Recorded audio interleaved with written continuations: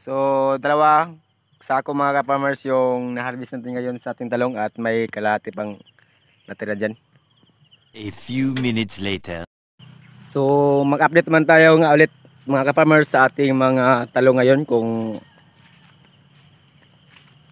gaano na ba karami yung harvest natin yung mga ka-farmers.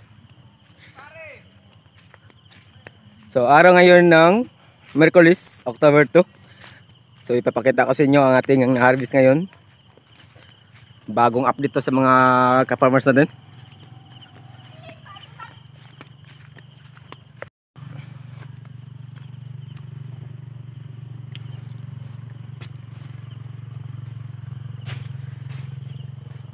So, ito na pala ang maging ma-harvest natin ngayon mga ka-farmers. So, yan. Yan po ang harvest natin ngayon, October 2. So, iba-iba talagang kulay ito mga ka-farmers kasi may mga puti talaga to. So, yan po. At doon si mama, nag-harvest pa. Hindi pa tapos.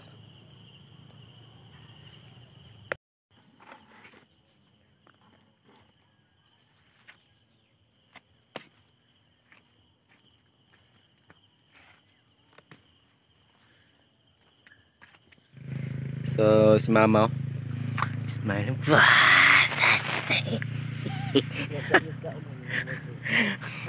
So, bayan mga ka-farmers, oh. Kung nakita nyo, ay may iba't iba talaga itong lahi yung talong natin dito mga ka-farmers kasi po may mga Amerikano talaga to. So, sa mga nagtatanong dyan kung anong variety sa ating mga talong, wala pa tong, hindi ko pa alam kasi po galing lang po to sa mga bunga ka-farmers at yun, tinanim ko.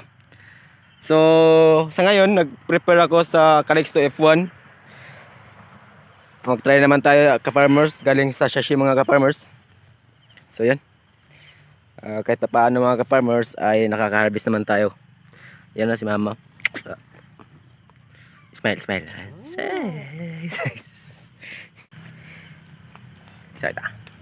Kwento muna tayo doon habang